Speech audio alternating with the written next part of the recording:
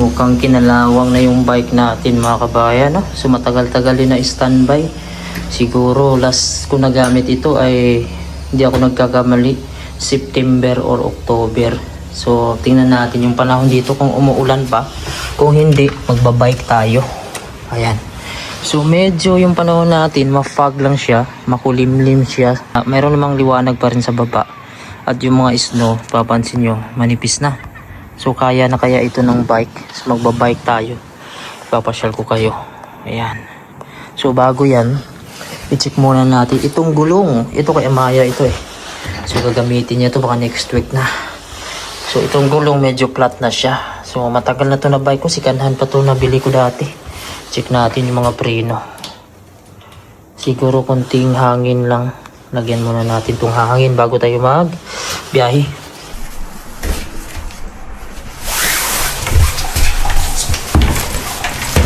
Makarga ka ito.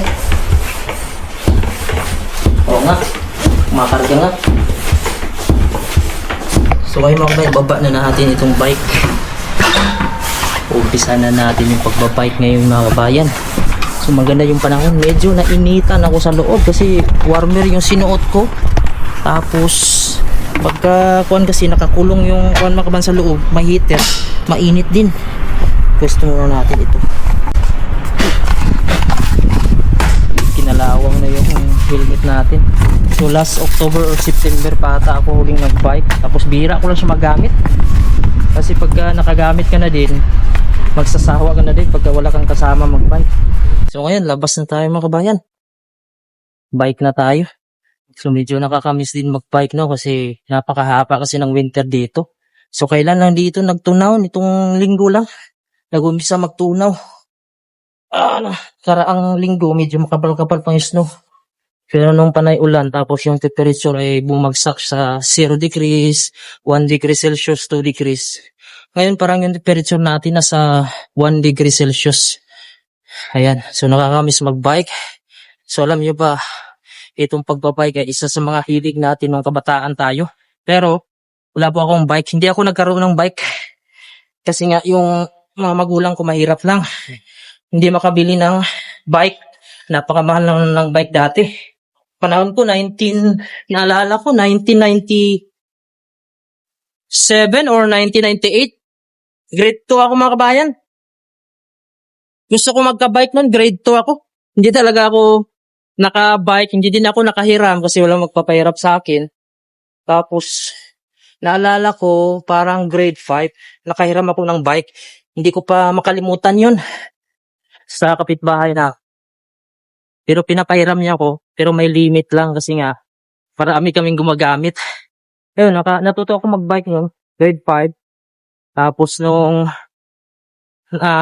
kabili ng bike yung kapatid ng mama ko, pumupunta ako sa bahay nila, ninanakaw ko kasi gusto kong mag-bike.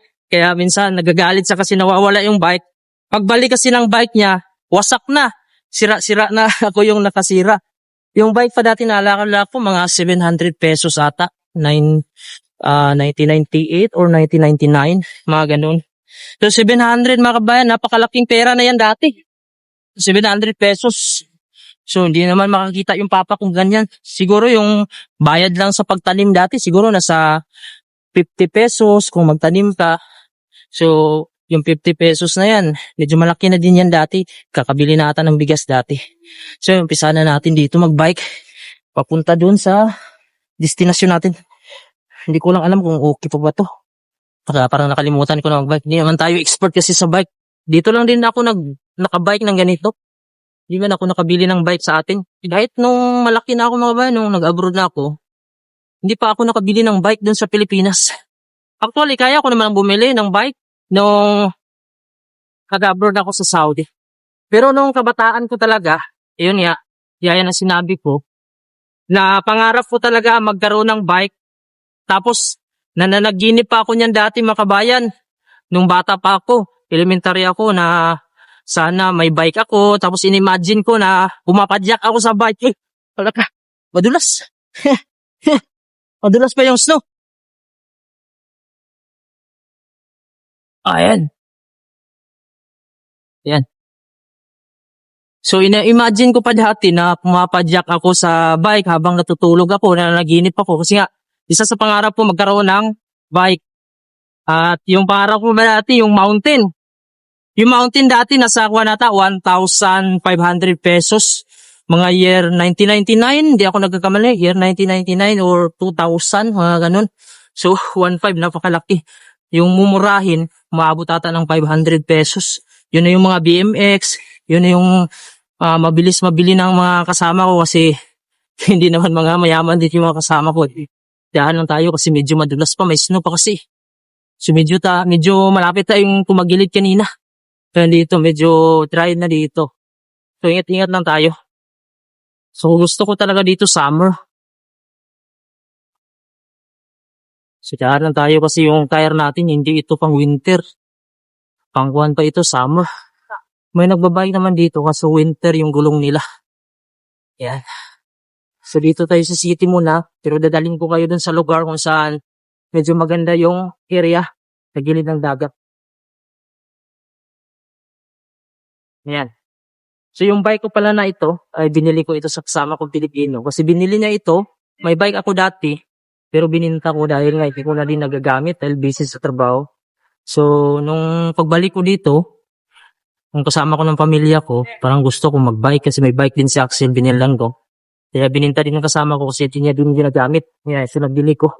Sumura na naman tong bili ko sa kanya, parang nasa 1,000 Danish kroner or sa peso, siguro nasa 8,000 pesos. Pero kung bibili ka ng bago dito, ay medyo mahal talaga pag brand new nito. Siguro pag brand new nito mga man, naabot siguro ito mga 30 to 40,000. So ganito lang ng bike. Ayan. So medyo kabado pa tayo mag-bike kasi baka may mga snow pa tayo madadaanan eh. Hindi kasi talaga ako expert mag-bike mga kabayan. Natuto lang ako mag-bike, mga grade 6 ako. Yun, alala ko pa dati yung sa classmate ko. Grade 6 ako nung pumunta kami ng bahay nila. Ayun, nag-bike ako kasi pinahiram niya ako. Tapos maliit pa yun ng bike kasi pambata. Yun, tuwang-tuwa na ako dati mga kabayan pag nakagamit ako ng bike. Siguro kung balikan ko yung mga kabataan ko mga kabayan, parang gusto kong bumalik na mayroon akong pera. Kasi ang na-miss ko dati, yung mga hindi ko nagawa dati. Kung balikan ko ngayon, pag may pera ako, kaya ko nang gawin eh. Yung bibili ako ng mga maraming pagkain, bibili ako ng mga laruan, yung ma-enjoy ko yung pagkabata ko sa mga gamit.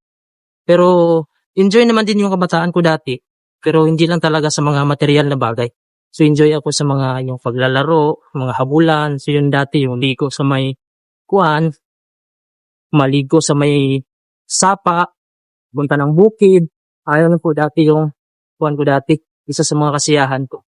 Pero syempre mga kabayan, yung mga panahon ko dati ay isa din sa pangarap ko talaga. Ito nga magkaroon ng bike. Kaya gaya ng sinasabi ko, kung may pera lang ako, babalikan ko, bibili talaga ako ng napakagandang bike. At ibubuhos ko doon yung oras ko sa pagbabike papunta ng bundok namin. Kasi yung area namin, bundok yung mga kabayan. Medyo malakas yung hangin dito. Medyo malakas yung hangin. Nandun tayo mag-umpisa sa may highway.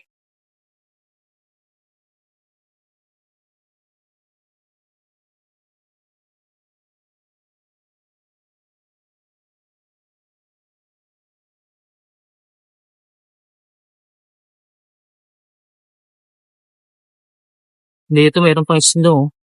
Pero sa gilid na lang siya. Nandito tayo umpisa. Papunta dun sa may destinasyon natin sa kabilang bayan. Ayan. So medyo mapag oh. Puntahan natin yung bundok na yung mga kabayan. Oh. Mapag siya. So dito yung bus stop dito. Ayan. Dito po mag-aantay ng bus. Pag ikaw ay sasakay kapag wala kang sasakyan. Ayan. Ganda mag-bike. Medyo nakukuha yung mga muscle ko. Nauunat yung mga muscle ko. At sana papawisan tayo dito mga kabayan. No?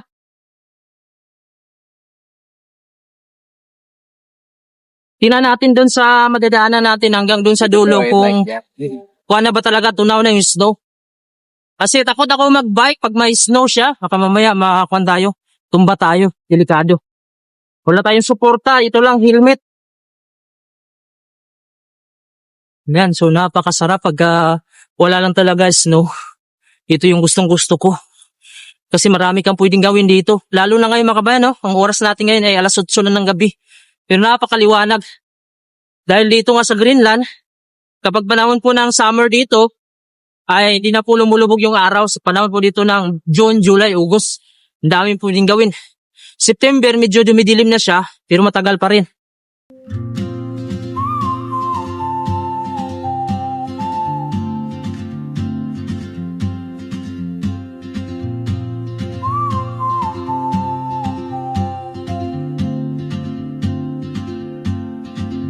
She moves like a map with no borders, a whisper caught in the wind. I see her boots at the corner cafe with a notebook and a grin. She's chasing skies I've never named while I stay in my lane. But something in the way she moves keeps pulling at my chain. Ayan mga kabayan, pahinga muna tayo dito. Tulong dito ako sa gilid ng daanan. Siguro mayroon ng 6 na kilometro siguro. 6 kilometer yung ating na bike. Pero ang problema kasi hindi siya patag. Mayroong pababa, mayroong paahon. So sa paahon, medyo nahirapan ako dahil ito nga yung unang balik ko muna sa bike. At medyo nanakit yung mga kon ko. Binti. So yung lake, tingnan natin kung tubig na talaga siya o pwede pa siyang lakaran, kung safe pa ba siya. Kasi ito to dati, nagihilo to yung panahon ng sobrang lamig. So ngayon, medyo nagtubig na siya. Tara, check natin. Kuha tayo ng bato. Ito. Subukan nating batuhin mga kabayan. Medyo lulubog ata tayo dito. Yun, no? Crunchy siya eh. So doon tayo banda daan. So ito na po yung container na nilalagyan po siya ng mga gamit. Yung mga nag-skating. So tatanggalin na siguro yan kasi wala na, hindi na pwede maka-ski dito. Tubig na talaga siya. Hindi ko ba naranasan kung may isda ba dito. Pero sa, ay, yun lang, powder na nga siya, tubig na nga siya dito. Tubig na. So, ayan, kuha natin ayun, tubig na.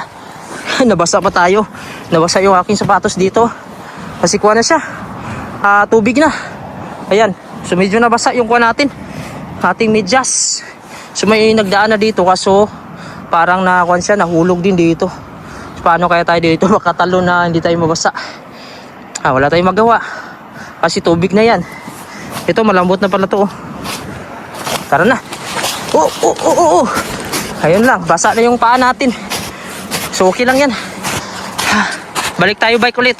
Nandito na po tayo sa isang area medyo tahimik dito kasi nasa gilid na siya ng dagat at malayo po siya sa city, no. So ganito po yung mga bahay dito, mga old lang, old style. Tapos ito po yung bike natin, medyo umuulan na siya kaya kailangan nating magmadali makabalik tayo. So ipakita ko sa inyo dito mga kabayan, no? Mayroon po siyang cross. Yan, oh, mapapansin nyo, napakatahimik talaga, no. Ipakita ko sa inyo kung ano yung dyan sa unahan. So ito po yung International Airport, nandyan po. Ito po yung University School dito, yung mga kolehiyo. So ito po yung area dito. Kung napapansin nyo, kitang-kita na po talaga yung mga buhangin, no?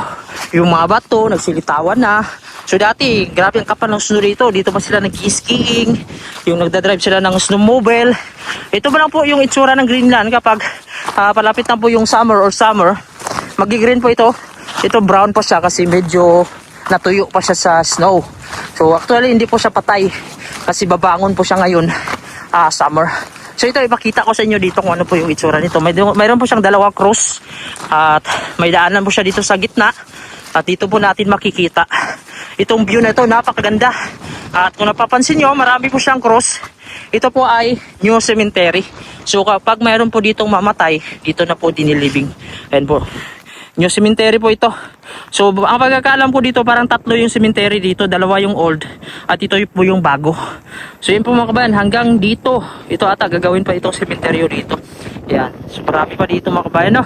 Malawak-lawak pa itong area na ito. So siyempre dyan naman talaga tayo pupunta mga kabayan, no? At ito mayroong preparasyon na yung gobyerno nila. Ayun, bahay na po yan dyan, oh. Ito po yung mga old style. Ayan, old style ng mga bahay, bungalow type po siya. Ayun, share ko lang mga kabayan, no, yung experience ko dito sa Greenland. Way back September 2022, dumating po ako dito sa Greenland. So nagtrabaho po ako dito bilang isang electrician sa construction.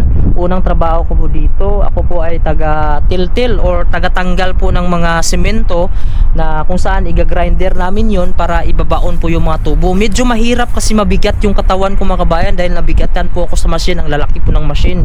Tapos alikabok sa loob, semento, talagang yun yung nagpapahina sa akin. Dumidikit po sa mga buhok ko yung semento, talagang naninigas yung buhok ko mga kabayan dahil sa loob may heater, papawisan ka. So kapag nagdi-drill ka po, nag-grinder ka po, salo mo lahat yung alikabok. Meron naman siyang cover, mga mask, pero didikit pa rin mga kabayan dahil papawisan ka. Hindi naman 100% kasi minsan pagdating ko ng bahay, hindi na ako nakakain, nakahiga ako, nakatulog na ako, nakagising ako, mga alas 10 na ng gabi, gutom ako, kakain ako niyan mga kabayan. So iniisip ko yung pamilya ko nasa Pilipinas, si Mrs. buntis pa noon mga kabayan. Nung umalis ako, umiiyak siya. Tapos walang wala talaga kami noon, nag-umpisa talaga ako sa scratch mga kabayan, no. Talagang wala kami sariling bahay. Mayroong bahay naman pero sa mama ko nakikitira lang kami. Tapos mayroon naman akong bahay doon sa bundok, yun lang sa bundok, pero hindi naman namin doon gusto magstay dahil wala ngang future doon, dahil wala naman tayong mga gamit, hindi naman malawak yung lupa natin. So hanggang umabot sa 1 taon, nakapagpatayo po ako ng bahay mga kabayan sa pagtatrabaho ko dito sa Greenland. Panay po ako nag-overtime, everyday nag-overtime po ako. Talagang yung pera para po sa bahay, sinisiparit ko, pinapagawa ko unti-unti hanggang umabot ng 1 taon mga kabayan, napagawa ko ng bahay.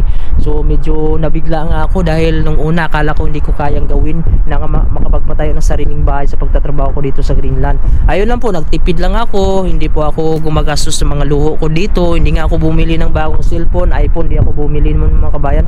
Bumili ako ng iPhone nung 2 taon ako dito, tapos nagbablog na ako kasi gusto ko maganda yung kuha. Yun po, investment din yun. At ngayon nabawi ko naman dahil nakaka-income naman tayo kahit paano sa YouTube. Lumipas po yung 2 taon. Bago mag 2 taon, nakauwi ako ng Pilipinas, nagbakasyon ako. Sabi ko, iniisip ko kung babalik pa ba ako, kung bagong dating pa ako. Pagdating ko doon, medyo naubos man yung dala kong pera. Hindi naman sa malaki, siguro nasa 50,000 lang yung dala ko dahil wala nga akong ipon dahil sa napagawa ko ng bahay. Sabi ko, babalik siguro ako muna ng abroad. Ayun na, medyo na-homesick ako lalo kasi hinatid ako ni Mrs. Nakapanganak na siya nun, maliit pa yung anak ko na si Amaya. Hinatid nila ako sa airport. Ang sakit pala sa dibdib mga kabayan, nung unang hatid, yun yung first time ko na hinatid ako ni Mrs. sa may airport, nakasama yung bata. Kasi dati, hindi ako nagpapasama sa kanya pag nagpahatid ako sa airport. So yun, nakita ko na umiiyak yung anak ko si Amaya. Dada, hinanap ako. Grabe. Pagdating ko sa loob mga kabayan, doon talaga humagulgul ako, sakit yung dibdib ko. Hindi ko talaga mapigilan. Sabi ko kung maibabalik ko pa siguro yung mga panahon na iniwan ko sila para mag-abroad, baka hindi ko nakayanin mga kabayan kasi napakasakit kung isipin ko. Pero salamat sa Diyos dahil naka-survive tayo. Ngayon nandito na yung pamilya ko sa awa ng Diyos. Dito na kami nagtatrabaho. Kahit mahirap yung buhay dito dahil nga malamig sa buong taon, mahirap yung trabaho. Ang importante mga kabayan sa akin, nakaka-survive ako dito. Yung income ko dito, nasusurvive ko siya. Nabibili ko ng pagkain ng pamilya ko, nakabayad ako tubig, kuryente. Tapos hindi naman malaki yung ipon namin. Ang importante, nakakaipon kami pa unti-unti. So ito, sideline ko na ito pagbablog. Nagtitiis ako dito kahit tapos na yung trabaho ko dito, malamig, at least maka-extra tayo income kasi gusto ko talaga makauwi ng Pilipinas. So yun lang po mga kabayan, yung kwento ko mga kabayan. Kung hindi po ako nag-abroad, sa Pilipinas ako, siguro doon ako sa farm, nag-aalaga ako ng mga baka, hayop, kambing. Hindi ko alam kung ano maging future ko, pero sa tingin ko hindi ako makapagawa ng bahay na maganda. Makapagawa ako ng bahay pero yung simple lang, tapos medyo mahirap siguro, hindi ako makabili ng mga pangangailangan, gusto ko. Makabili siguro kami ng mga paminsan-minsan lang, hindi talaga yung kailangan mo talagang magtipid pag nandun ka sa Pilipinas. Hindi kagaya dito na kung anong gusto mo kainin, makain mo, mabili mo kasi mayroon ka namang trabaho. So yun lang po mga kabayan, no? Basta ang masasabi ko lang, pag may pangarap ka mga kabayan, kung hindi ka swerte sa Pilipinas, punta ka na ng abroad, baka sa abroad yung swerte mo at yun yung magdadala sa iyo sa mga pangarap mo sa buhay. Kasi sa Pilipinas, pag magstay tayo mga kabayan, medyo mababa lang talaga yung tsansa. Merong tsansa na aangat tayo sa Pilipinas pero mababa lang at bihira lang mga kabayan. Kaya dito sa abroad, dito ko nakita at dito ko natagpuan na kahit paano, unti-unti tayong nagkaroon ng mga bagay na wala tayo.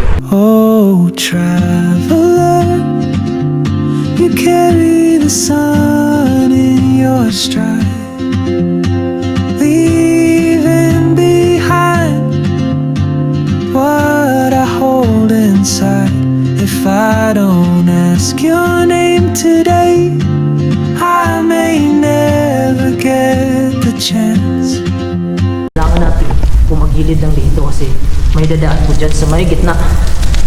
At hindi po pwede dyan yung mga naglalakad. Dito lang po tayo sa gilid. So daan lang tayo kasi medyo madulas pa dito. Yan na po, papasok na po yung mga sasakyan. Ito natin mag-ingat.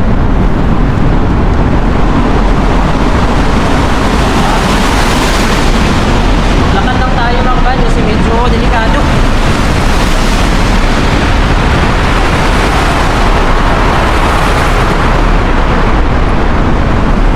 Yan. Sasakyan. Kailangan natin bilisan kasi ang sasakyan dito nasa likod na natin. Bilisan natin mga kabayan kasi yung sasakyan sa likod na natin hindi na natin makikita. So, maganda kung dito sa harap natin kasi medyo makikita natin pagpasok. So medyo malamig-lamig dito. Medyo mahaba-haba itong kuwan pala dito, tanin. So nakakuha na siguro 4 na kuwan ako dito. 4 na daan. Ayan, so wala pa naman. Pero may mga area lang dito na may mga snow pa at saka yelo, tinutunaw pa. Medyo iba lang yung amoy dito sa loob. Pero maputik dito. Tunaw na po dito yung yelo. Ayan. Tagal natin makalusot sa kabila. Parang may sasakyan ata. Parang meron na. Kailangan natin makadiretso. Ang putik dito. Grabe yung tanin nito. Malapit na po tayong tumagos. Sana makatagos tayo bago darating yung sasakyan.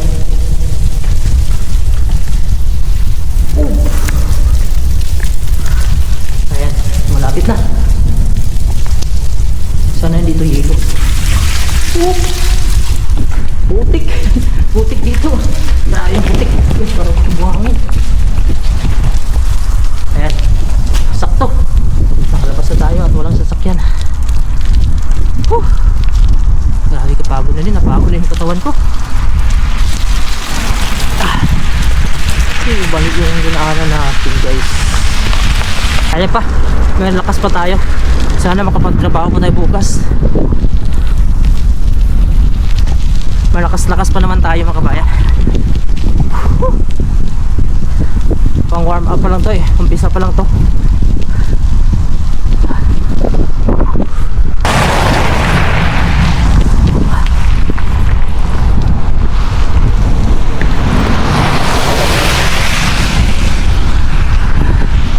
Sakit.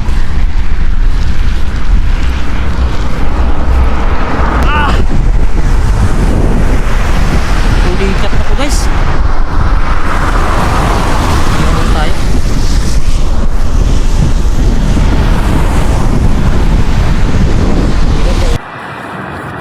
Kaya pahinga muna tayo mga kabayan. Napulikat ako. Sumakit yung kuan ko, yung dito ko po, yung binti. Para siyang mag-lock. Masakit. Tapos yung view natin sa likod. Ayan po yung pula na yan na may puti. Yan po yung service dito. Kapag sasakay ka po dyan, pupunta ka po sa kabilang bayan, siguro mga 2 days. Nakasakay na ko yan. Biyahe ka lang dito sa dagat nila. So nagbabiyahe na sila ngayon kasi hindi na nag-iilo yung dagat. Ayan. Ayan po siya mga kabayan. Yung pula na yan sa ibaba. Tapos may puti sa itaas. Ayan po yung Sarpak Itok na tinatawag dito. Ayan po. Sarpak Itok. Ayan. So ganyan po siya. Ayan po yung Sarpak Itok. Ayan. So ganyan po yung itsura mga kabayan kapag sasakay ka po. Ayan naman yung Royal Greenland. Ayan po yung fishing. Nagpi-fishing. Tapos ito naman mayroong cruise ship yan. Matagal na yan. Ito Royal Arctic. Ayan naman yung para sa mga cargo. Diyan po kinakarga kapag di-deliver po ng mga pagkain, mga gamit. Ayan po siya. Ayan, diretso na tayo mga kabayan. Sana makaya natin. Hindi sana mag-lock yung ating binti kasi pag nag-lock ito mga kabayan, napakasakit.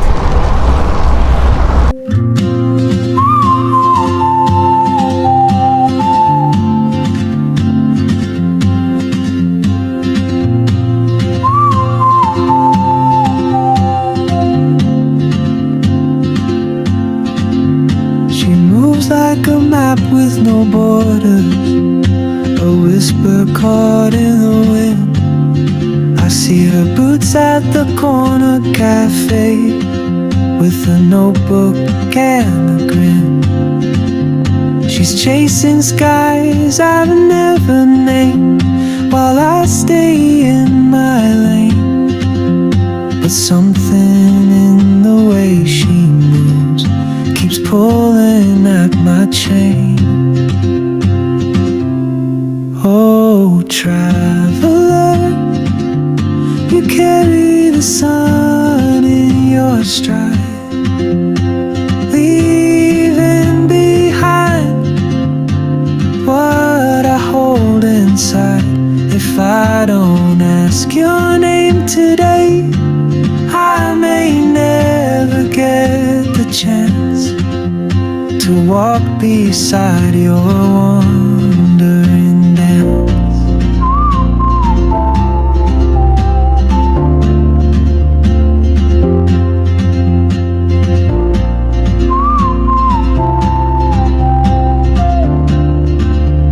Nandito na tayo sa bahay. Iakyat pa natin ito.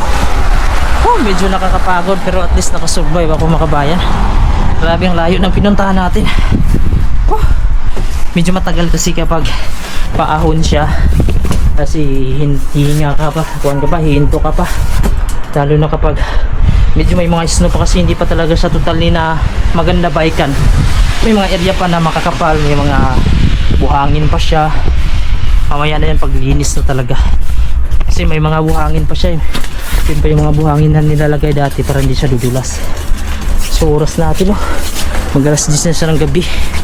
So halos 2 oras tayo sa labas. Ang gagawin ko nito, papasok ng bahay, i-edit ko pa itong video ko. So siguro sa edit nito mga 2 oras kasama na upload. Ayan. So ganyan talaga yung buhay ng isang content creator.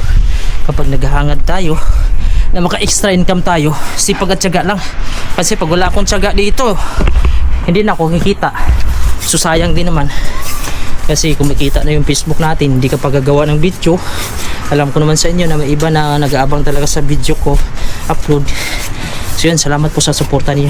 Nandito na tayo. Papasok tayo ng bahay. Baka nag-alala na si Mrs. kasi kanina pa tayo. Pasok tayo ng bahay kung gising na ba si Amaya kasi pag alis ko kanina tulog siya. Kaya nanap na tayo.